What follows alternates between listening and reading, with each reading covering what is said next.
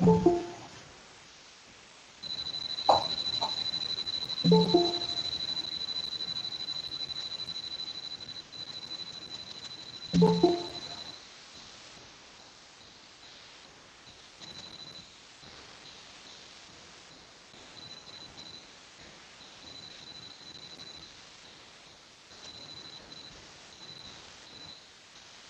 Sudhita? Yes, sir. Shall we start? Yes, sir. Yeah, sir has come. Yeah. Actually, sir, Gerald sir, we can start. yes, sir. Ms. Sudhita, Okay, sir. you may unmute your mic, camera and begin the program. Okay. A very pleasant good afternoon to everyone. It is an immense pleasure to welcome you all to the inaugural function of our Bards Club. A smile is the universal welcome.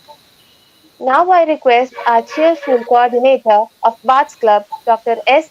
Gerald Sagayanathan, to deliver the welcome address. Thank you, Ms. Sudhita. My dear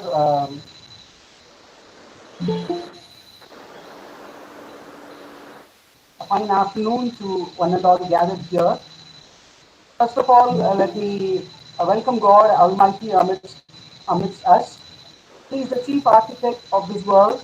He is taking care of us and is leading us towards excellence. God Almighty, welcome you. Then I welcome Reverend Father Rector, Reverend Father Secretary, Reverend Father Principal, who have sent their blessings and their words of encouragement. In a special way, I welcome our beloved head of the department, Dr. V.L. Jayapal, to this inaugural meet of Bards Club. This young and dynamic HOD has worked a lot behind the events. We thank you, sir, for your support, guidance, and encouragement. We welcome you, sir.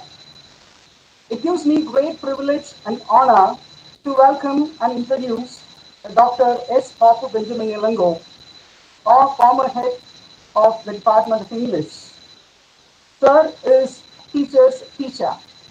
Okay? He is the teacher of most of us, and he has made this department a real research department, along with Dr. Sebastian Arnold, his guru and a teacher of all. And during his tenure, Sir has taken the department to great heights. Sir, with a distinct vision, introduced lot of healthy practices, namely Lit Fest, Drama Fest, Skit Fest, Communication Club, and this particular club, Bards Club, was his brainchild. And there are many more such healthy practices. Sir is known for his gentle approach and fatherly care. We welcome you, sir, for the inauguration of Bards Club 2021. Welcome, sir. Dear staff members, I take a great honor in welcoming you all. This erudite group of professors shoulder a lot of responsibilities and they work for the welfare of the students. We welcome you all, dear professors. I welcome the student volunteers, PhD scholars, especially Mr. Blessman, who is supporting this event with his technical expertise. Welcome, Mr. Blessman.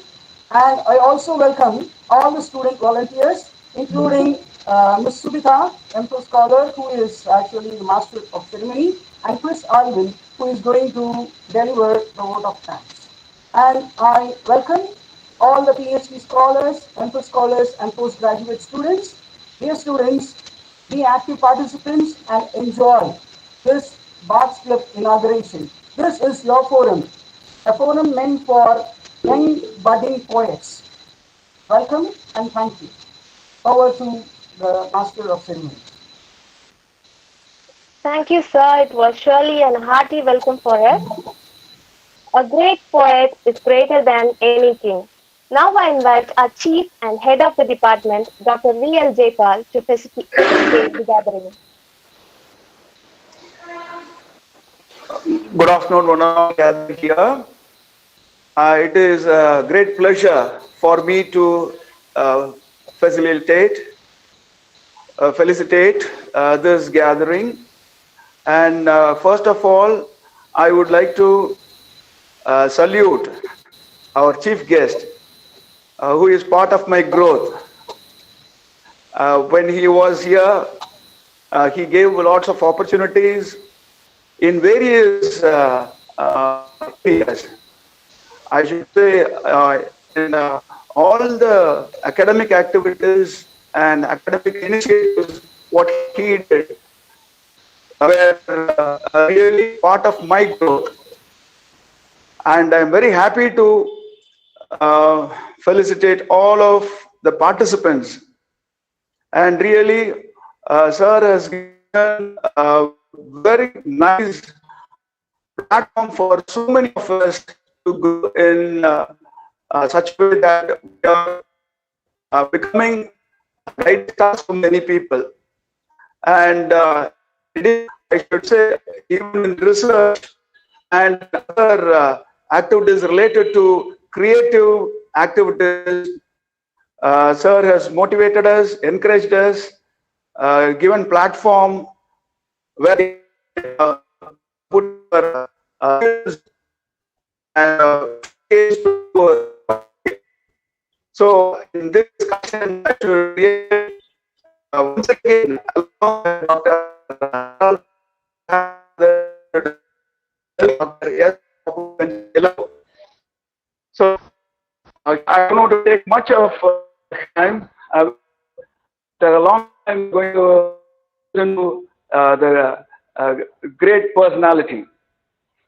Once again, I wish this is a fruitful day or fruitful afternoon. You will understand why we have asked such to create this Bards Club.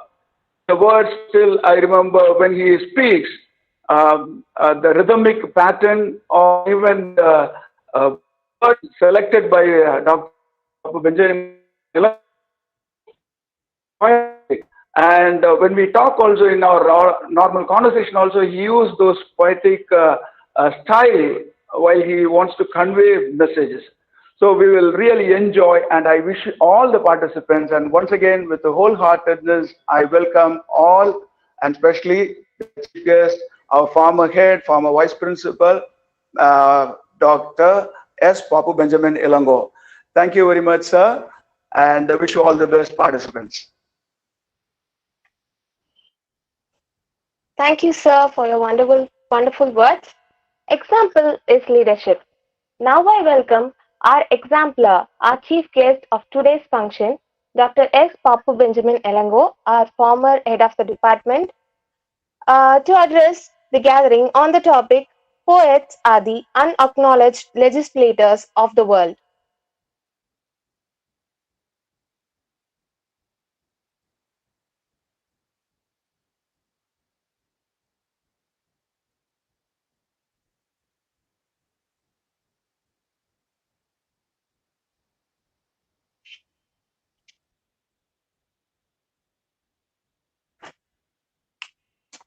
Sir?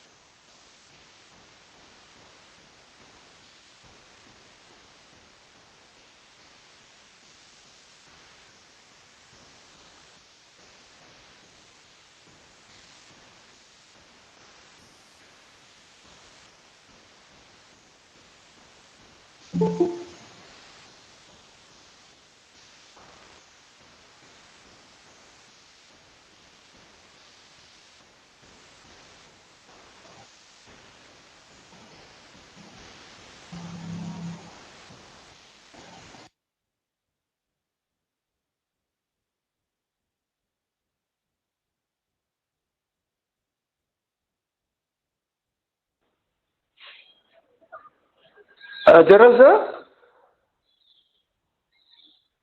sir, there? Sir, I think sir has to unmute his mic.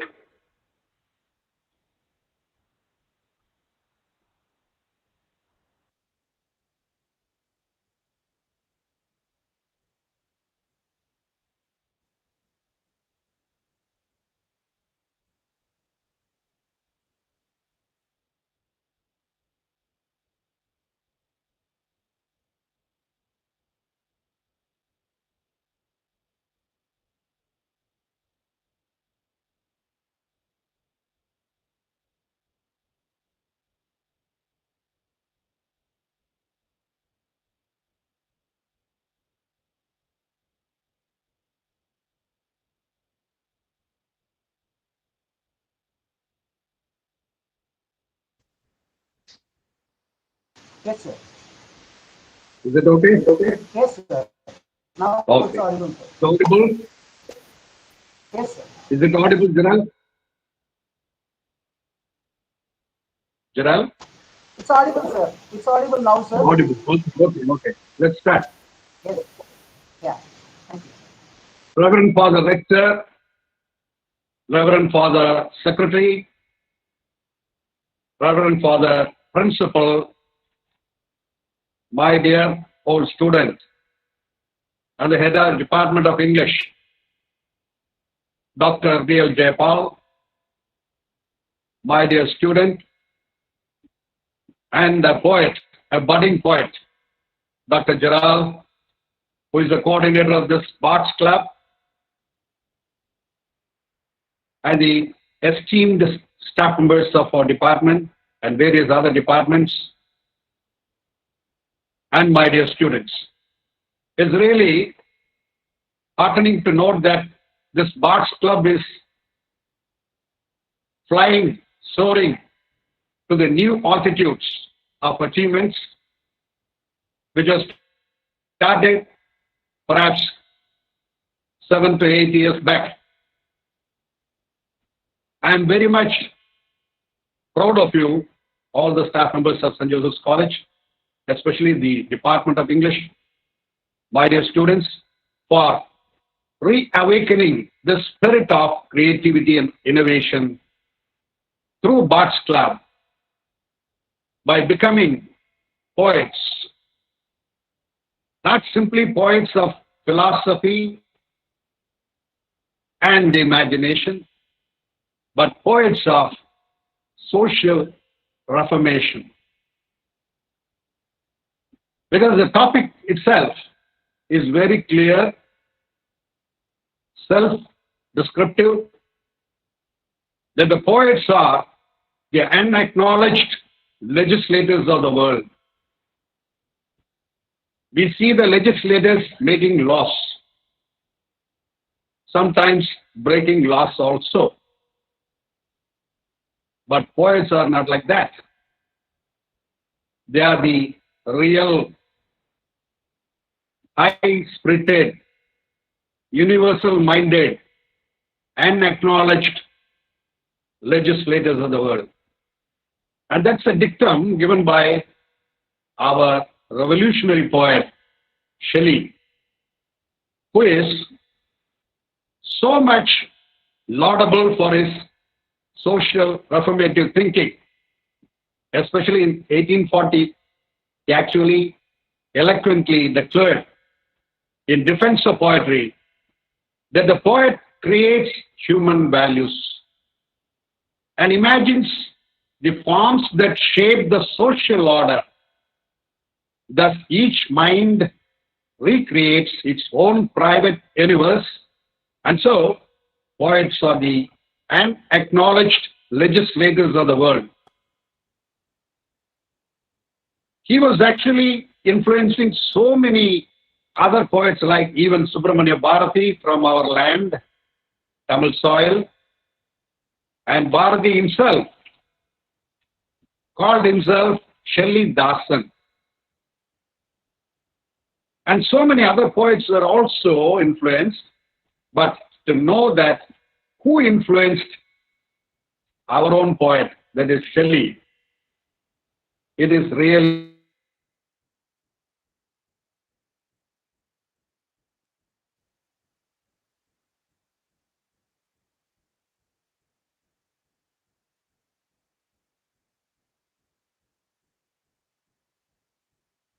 Wollstonecraft and Lehead.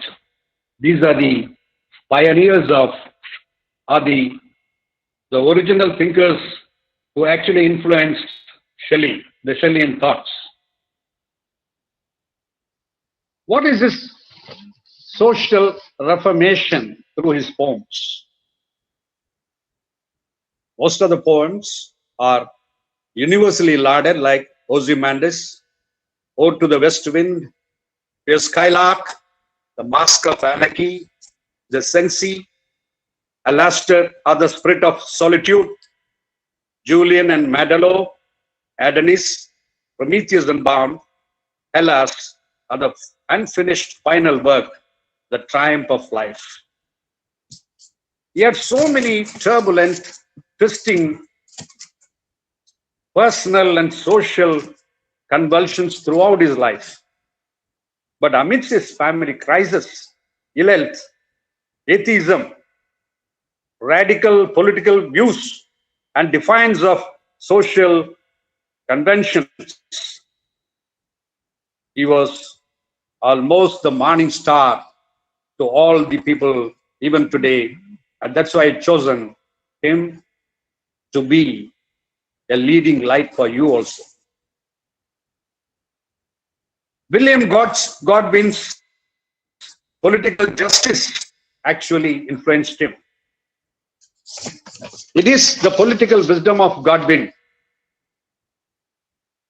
actually catapulted Shelley into a social reformer who actually fought for so many political principles like Catholic emancipation, republicanism, parliamentary reform, the extension of franchise, freedom of speech,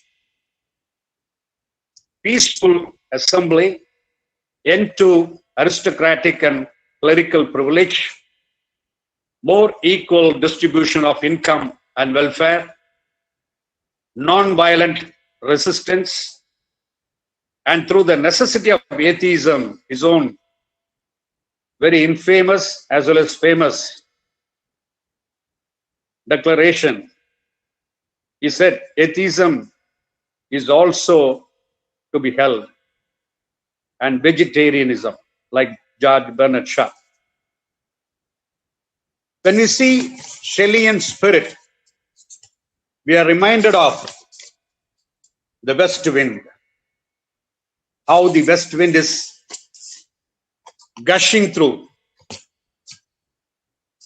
the plains, through the forest, driving away the leaves like ghost spirits, but still it is the strongest west wind which is taking all of us to our feet.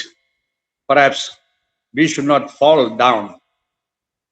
As Gandhi said, the Western ideology may enter into the windows, into the house through the windows, but it should not make us fall.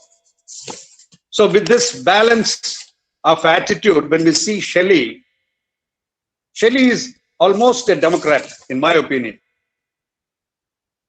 He is actually declaring the whole life of a poet as a life of commitment. A commitment to total annihilation of evil. Even he calls the government an evil. Perhaps we may agree or disagree with that. But always politics is chaste, but politicians are not so chaste. All systems are good, but those who are involved in the systems corrupt them. So the system becomes corrupted totally, like that, politics. But when we see the poets at large, like Bharatidasan, Bharatiyar, Whitman, Shelley, even in Keats, we can see some of the crescendos of this political reformation. when you think of this topic, we can easily understand the two duties of a creator. The creator has to entertain. But if he goes on entertaining or she's going on entertaining, is it the actual goal of the creativity given by God? Is a question to be answered. So that's why it is for instruction too. Dulls would tell. We know art is for entertainment as well as instruction. But if it is fully for instruction, then it will be sterile, prosaic. That's why poetry is dovetailing these two.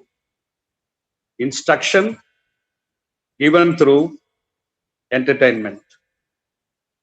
Likewise, Shelley is also making his achievements through his poems, which are very powerful, idiomatic, accentuating alliterations. We find Shelley a trailing blaze in the sky, leading to a world utopian in imagination, perhaps. In Ozymandias, he is talking about the worthy life becomes worthless because he is just referring to the trunkless legs of a stone. Two vast trunkless legs of stone.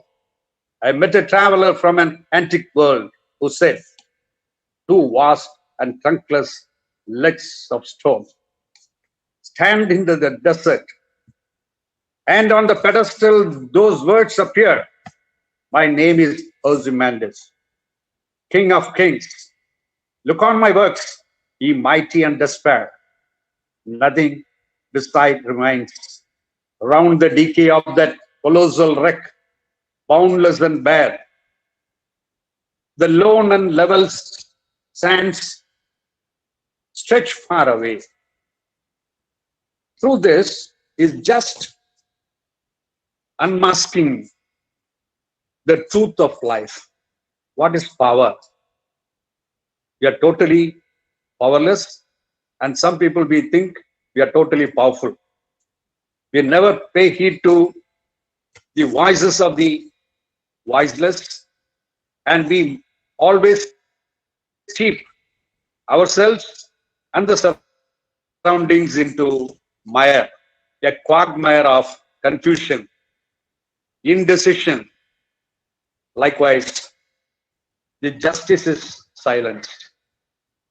And that's why he says, even the greatest empires, the emperors, their statues, they become trunkless legs soon by the times of fate. Just like that, Shelley recalls that this life is so sweet, but the systems make the life so sour. In Ode to the West Wind, he is giving this positive note to us that we are always not heading on towards a perilous world, but still there is light at the end of the tunnel. The trumpet of prophecy, O wind, if winter comes, can spring be far behind? Winter is suggesting death, and spring is suggesting life. Even Robert Frost, whose 4 lines enthralled the first Prime Minister of India, the architect of the industrial India, perhaps the holistic India, that is Pandit Shri Jawaharlal Nehru. The woods are lovely, dark and deep, but I have promises to keep, and miles to go before I sleep, and miles to go before I sleep. These were the 4 lines written and kept on his table to remind him of his morning duties, evening duties, 24-hour duties. And throughout his life, these 4 lines were invigorating and activating him as a prime minister, the first prime minister of the newly born India. That was the actual power and the spirit of the poets. The poets are kindling, rekindling. They are inspiring. They are not at all exasperated. They go on. And after their demise also, the words and the lines which are golden, timeless, they always give us the pointers. They navigate us. They pilot us to the domains of freedom, equal justice, equity in justice, political justice, social justice, economic justice, equality everywhere.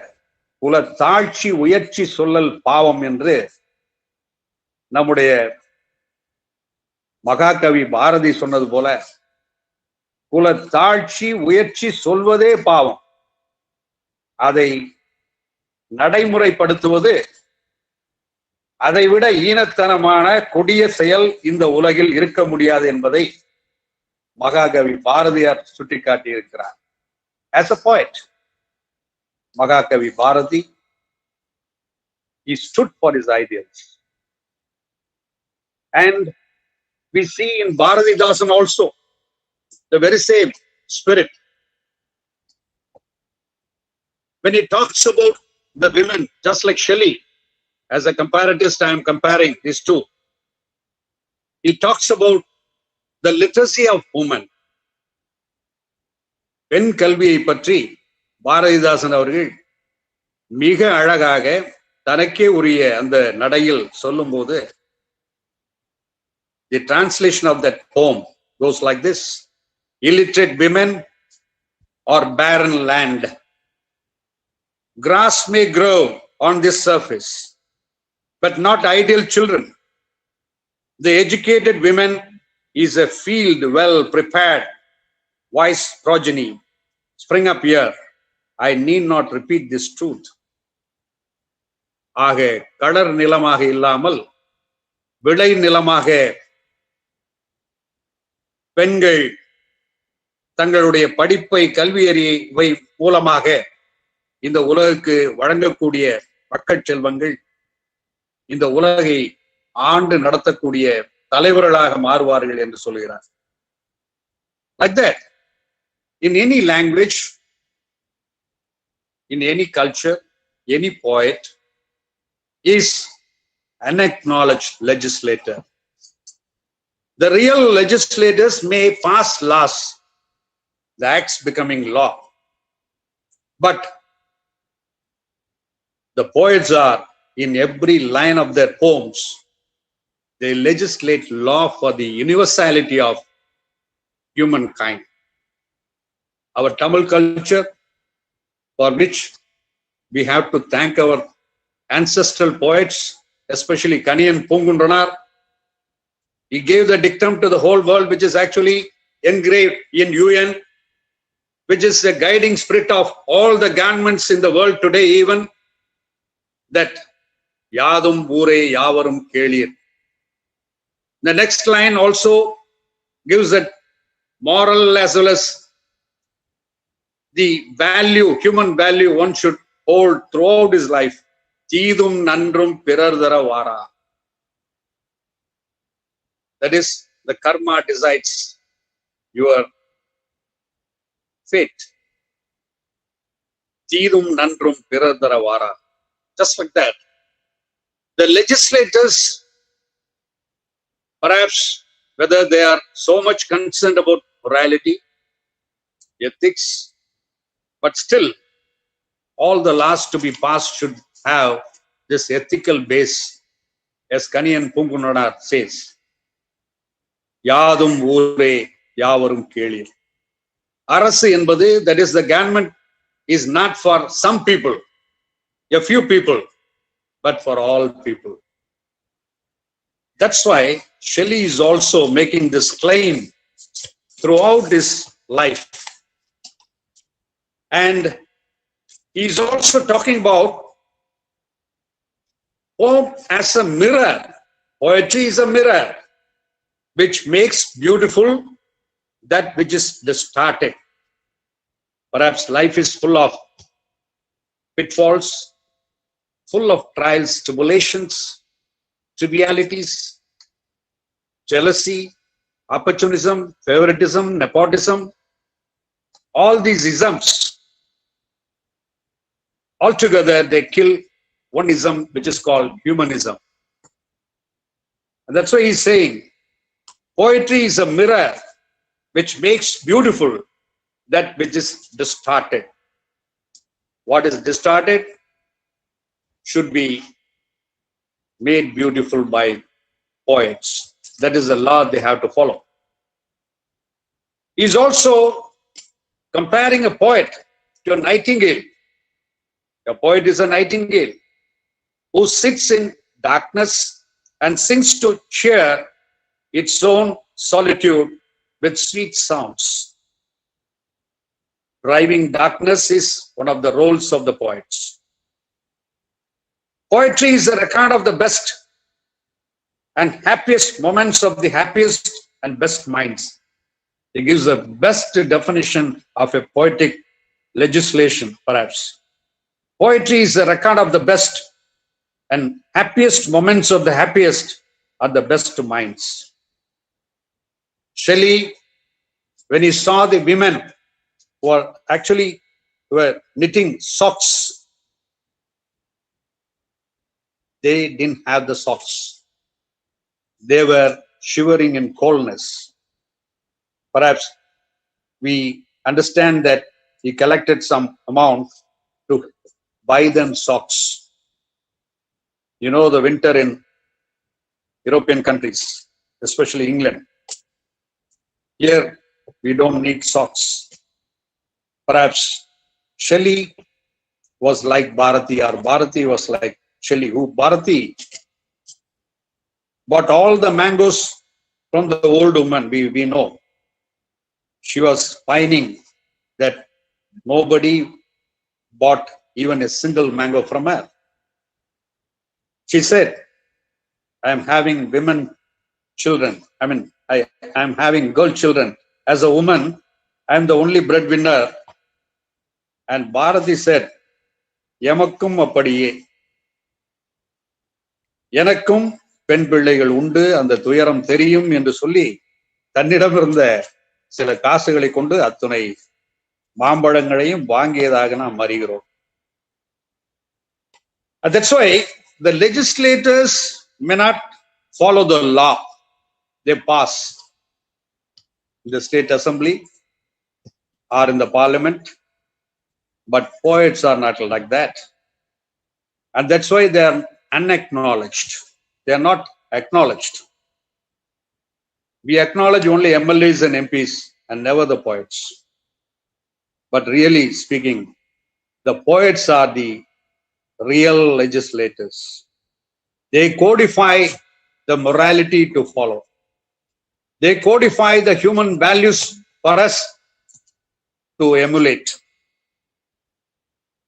When Shelley talks about government, he staunchly calls the government an evil.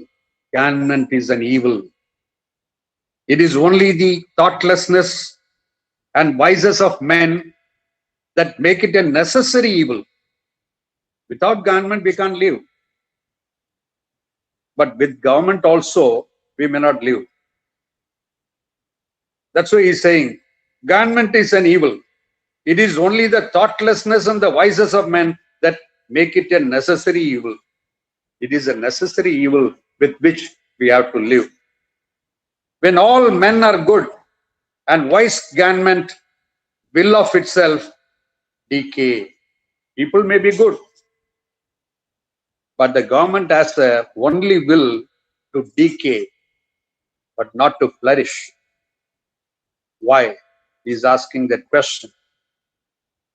When he talks about the real wealth, because wealth is the axis of human life in 21st century too. There is no real wealth but the labor of man. What is wealth? Wealth is nothing but our labor. உழைக்கிற நோக்கம் உறுதியாயிட்டால் கெடுக்கிற நோக்கம் வளராது, மனம் மேலும் கீழும் புரளாது. பட்டுக்கோட்டையார். உழைக்கிற நோக்கம் உறுதியாயிட்டால், இன்றைக்கு நாம் பார்க்கிறோம் உழைப்பு என்பது சுரண்டும் உழைப்பாக இருக்கிறது. மற்றவர்களுடைய உழைப்பை சுரண்டும் உண்மத்தர்களை பார்க்கிறோம். But these poets are actually lauding the very same axis of wealth. Wealth is nothing but the labor of men. When he talks about religion, perhaps we may disagree. The twin sister of religion, selfishness, he says. He has his own philosophy. The man of virtuous soul, commands not. The man of virtuous soul commands not, nor obeys. This is the crux of his legislation. A virtuous soul never commands, nor obeys. Obeys meaning the insolent might, as Tagore says, let me be given the courage not to bow my head in front of the insolent might, our Rabindranath Tagore says. Likewise, when he talks about politics, Shelley says, war is a statesman's game. We are always bothered about Rafales, the fighters, the gunships, the nuclear arms, and the technocrats are now moving towards cyber war. You don't know the enemy, where he is or she is. From where the missile is coming, we don't know. But it bombards, annihilates human race. That's why he calls Shelley, so precariously the human life is here in this world. And that's why the First World War and the Second World War taught us what is the worth of life. What is the worth of human life? So many millions and billions were simply slaughtered in gas chambers. We know it by Hitler. That's why Shelley is saying, even before that, war is a statesman's game. Statesman. We call statesman. There is a division which is differentiating the statesman from politicians. A politician is thinking of tomorrow's election, but a statesman is ever thinking of the next generation. But still, even those statesmen who are so noble in their thinking, in their actions, war is the statesman's game. Even the statesman, because of their patriotic feelings, their heritage, they say, we have to win in the war. War is a statesman's game. The priests delight, the lawyers just, the hired assassins trade. We have hired assassins in the forms of militaries today. Because Shelley was much interested in non-violence. Just like Mahatma Gandhi. Non-violence is the only weapon by which you can bring peace. With hatred, you can bring only hatred. That is also Shelleyan vision. So, altogether, we see in Tirukural also, which is a compendium of the whole human values put in a nutshell. When he talks about the king, Iraimachi, he is very well bringing out our eternal poet who wrote the common religion, பொதுமறை என்று சொல்லப்படக்கூடிய திருக்குறளில் இறைமாட்சி என்ற அதிகாரத்தில் பார்க்கிறோம். படை, குடி, கூழ், அமைச்சு, நட்பு, அரண் ஆறும் உடையான் அரசருள் ஏறு. Who has 3-6 is a lion among kings, an army, subjects, food, ministers, allies, and forts. But all these are available perhaps. But according to Shelley, the statesman, for the statesman, war is a game. And that's why Thiruvalluvar is very, very careful in defining a government. இயற்றலும் ஈட்டலும் காத்தலும் காத்த வகுத்தலும் வல்லது அரசு. He is a king who can do these: produce, acquire, conserve, and dispense. இன்று இந்த மதிப்பீடுகளை எல்லாம் வைத்து பார்க்கும்போது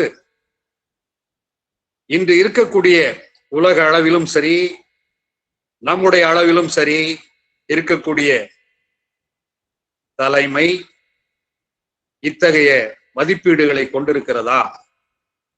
I am not asking. Shelley is asking.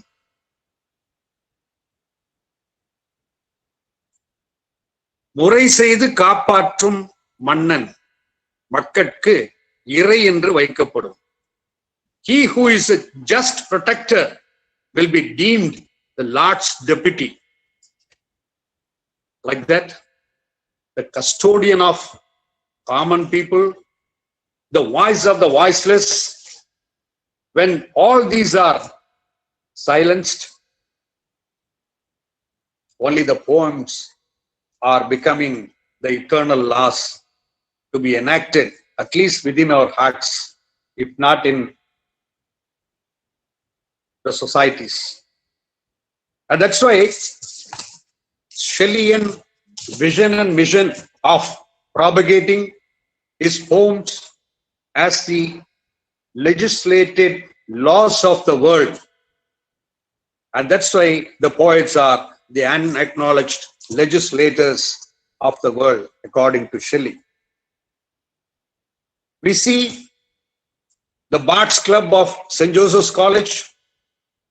Since St. Joseph's is having the motto Pro bono et vero, perhaps the two important values, truth and goodness.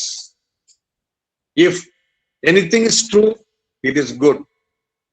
If anything is good, it should be true. Satyameva Jayate, which is the dictum of our government.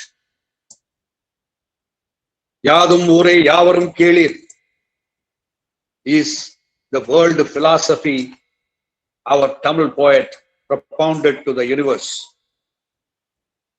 Ondre Kulam Oruvane Devan Tirumular,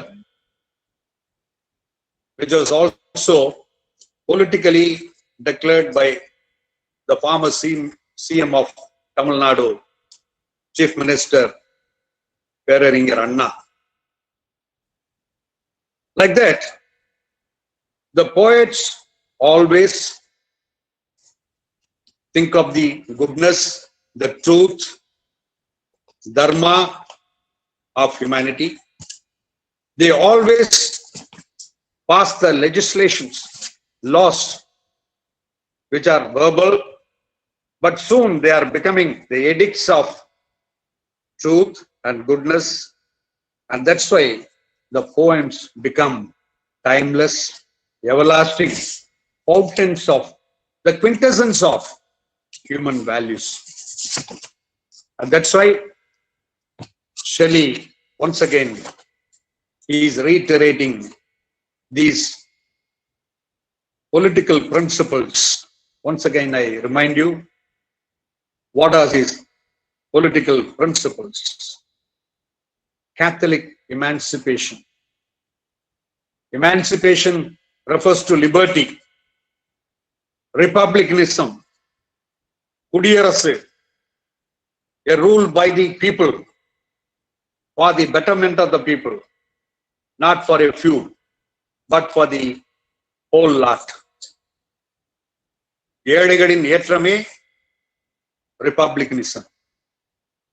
It is not just for the richest, but for the poorest that the government should operate. Parliamentary reform. Parliamentary reform meaning it is by discussion, by dialogue, healthy interaction, and above all, it should be based on honesty, transparency. It should be for all. And the fourth principle of Shelleyan political philosophy, the extension of the franchise. Those days, women were denied franchise, voting power, voting right. And the people who are not houses, who are not paying taxes, even in England, they were denied franchise. But now we have universal suffrage. That is, anybody above a prescribed age can vote. That was his vision, which is realized today. Freedom of speech. Freedom of speech is the edifice of democracy.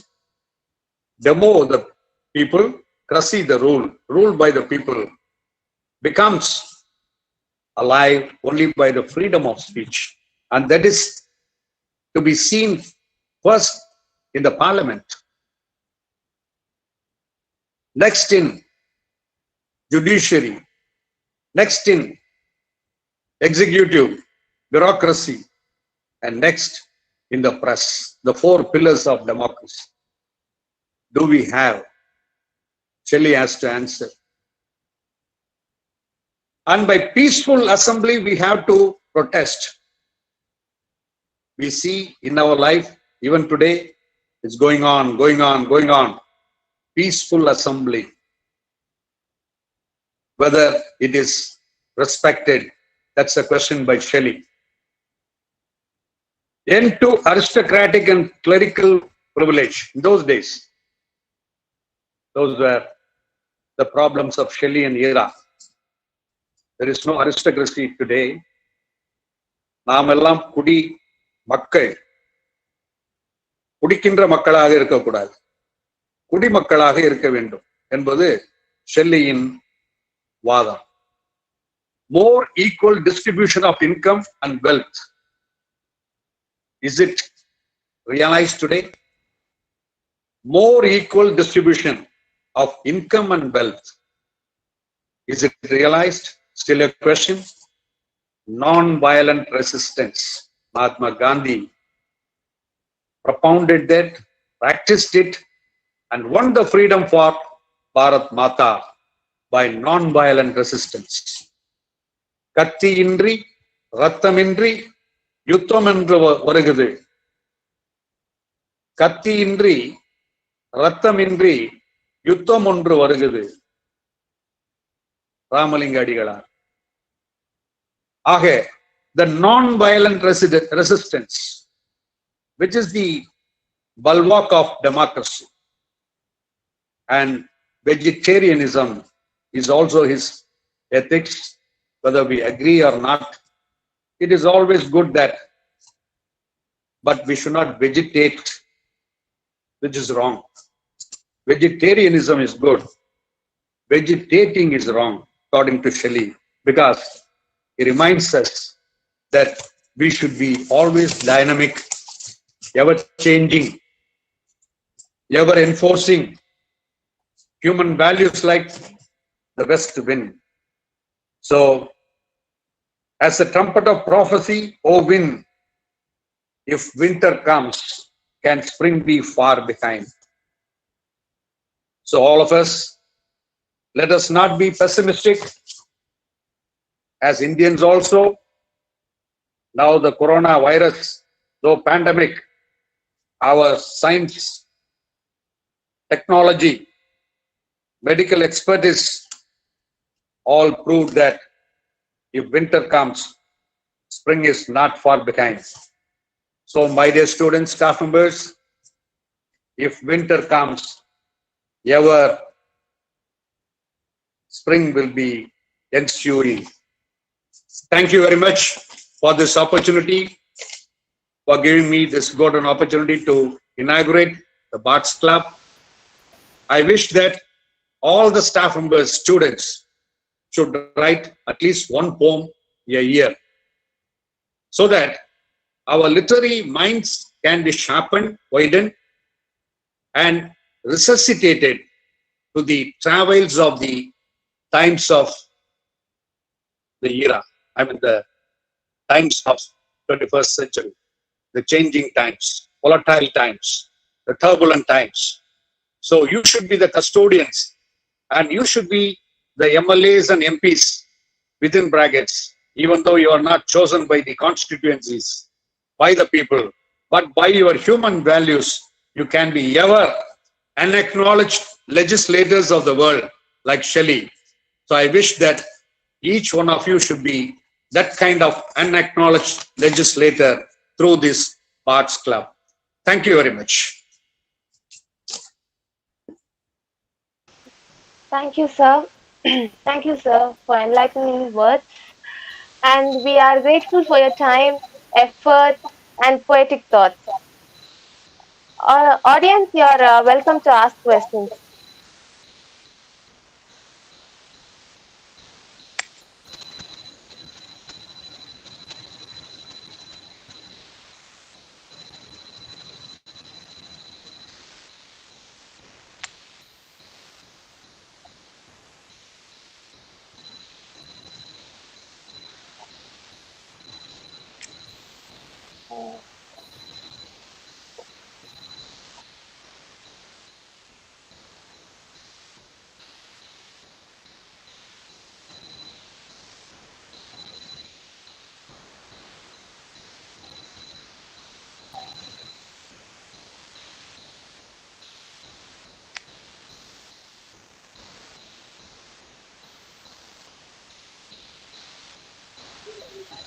Dear sir, thank you very much, sir.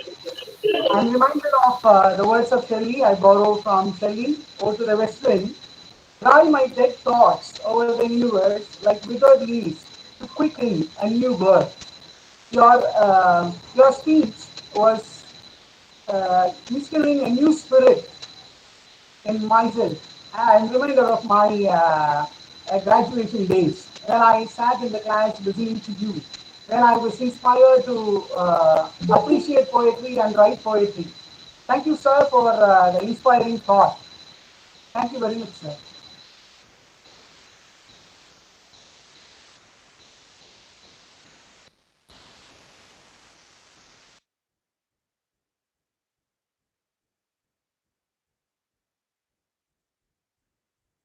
Participants, if you want, you can ask your questions in chat box also.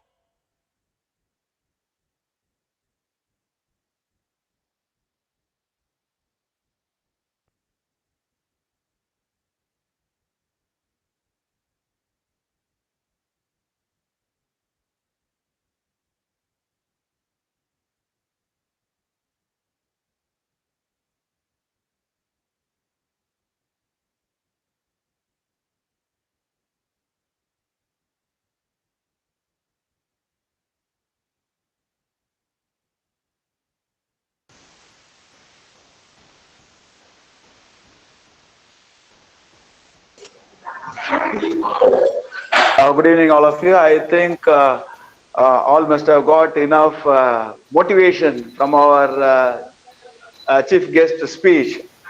Sir, really, it was a great listening. Everybody Christie sir on the chat box. We really enjoyed your session, and it was thought-provoking. And I'm sure that our students in the future, they will definitely write at least a poem, and we'll be witnessing that very soon. So I think, Gerald sir, we can end the program. Yes, sir. I just have a word with the forum, sir, before we could wind up. Yeah, yeah, please. Yes. My dear staff and students, we have a proposal as a part of the Bards Club activity for this academic year. We are planning to bring out an anthology of poetry, okay, pandemic and life. You're most welcome to contribute your poems as and when you complete.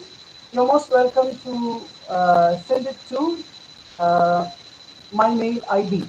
Okay, my mail ID, you can get it from the chat box. You can pass on your poems and it will be sent for review and we will come out with a beautiful anthology. So thank you very much for um, being here, and we hope to have many more such informative and invigorating speech. Thank you. Over to the MC. Thank you. Thank you, sir. So, the essence of all beautiful art is gratitude. Now, I call upon Chris Alvin of 2nd MA, the Secretary of the Department, to deliver the vote of thanks. I deem it a great honor and privilege to propose the vote of thanks on this memorable occasion. First, let me start by giving glory to the Almighty God for making today's occasion a resounding success. I would like to thank our college management, Reverend Father Rector, Reverend Father Secretary, and Reverend Father Principal in their absence.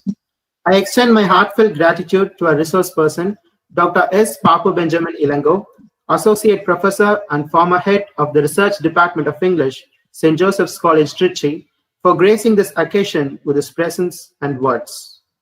I would take this opportunity to place and record our hearty thanks to Dr. V.L. Jayapal, Head Research Department of English, for his constant guidance and support. I especially thank the President of the Bards Club, Dr. S. Gerald Sagainathan, Assistant Professor of English, for his stewardship, vision, and commitment. A word of thanks to all our department professors for being a source of inspiration and the backbone of our success. I owe my thanks to everyone for your patient listening and cooperation. Once again, I thank you. Have a great day.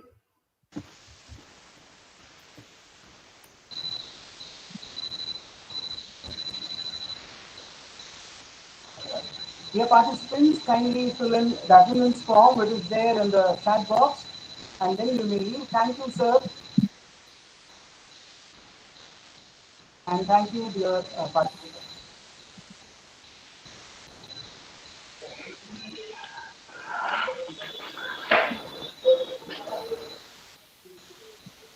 Sir, thank you very much, sir.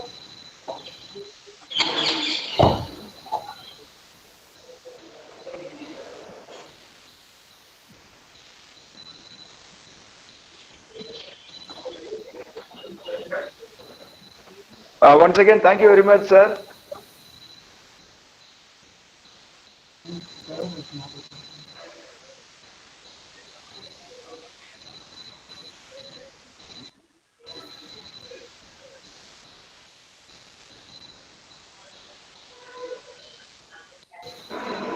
Gerald sir, I think we can end the meeting.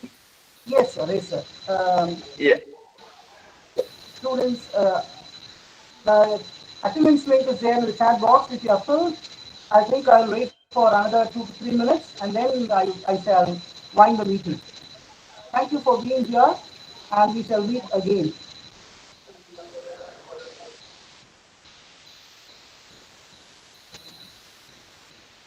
Shall I sign out, sir? Yes, Dr. Gerald. Yes, sir. Thank you, sir. Yeah, thank you so much. Bye bye.